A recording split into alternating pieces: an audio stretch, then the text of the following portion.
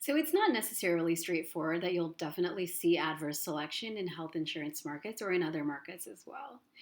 In employer sponsored coverage, there was that Harvard example before of the death spiral, but a lot of times you don't find adverse selection in employer sponsored coverage. A lot of times the pools are pretty widely mixed among employees. And the same thing is true of Medicare beneficiaries. You don't find the positive risk coverage correlation in that group. So, Medicare Part C is the additional private insurance supplemental coverage that seniors can get to help them cover out of pocket expenses. And you would think in the positive risk coverage correlation that it would be sicker people who would get it. But in fact, it's usually the healthier seniors with stronger cognitive abilities who are able to navigate the process of purchasing that supplemental coverage.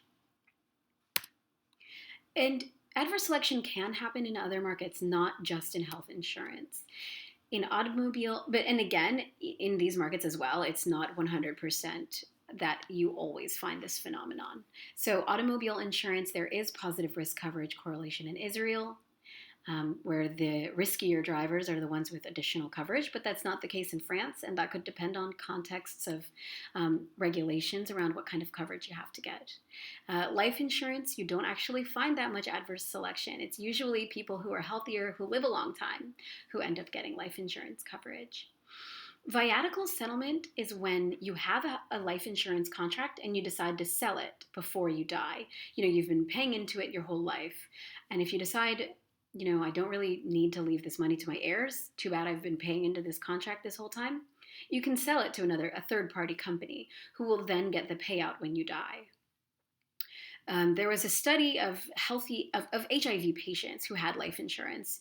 You would think that it would be the healthiest HIV patients who would sell their insurance contracts because they would have to keep paying into it for so long before anyone benefits from it. But in fact, you just don't find the case. It's just not the case that they tend to sell. So, what is it that might be preventing adverse selection in those instances? There are four main reasons. First of all, consumers are really bad at understanding their own risks.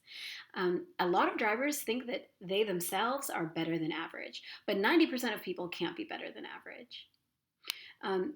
We really overestimate our probability of healthiness as well. Secondly, consumers don't always act on their private information. It's hard to understand whether or not your probability of illness translates into a net gain from an insurance contract. People are busy. Third, insurers are actually pretty good at observing customers' risks, so that asymmetric information isn't always a really big feature. And finally, sometimes we have advantageous selection, just like in that Medicare example, where the seniors with greater cognitive abilities were advantageously selecting into that pool. Sometimes it's the healthier, less risky people who are more likely to buy insurance, and that can kind of balance out the adverse selection that might be happening as well within the pool. So in conclusion, these models do make specific predictions about how insurance markets will look under asymmetric information. Evidence does confirm some of these predictions in some markets and not in others.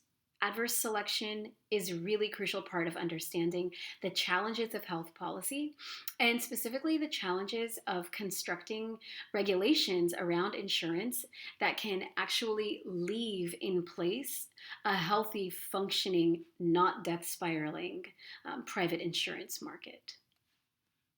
That's it for this week.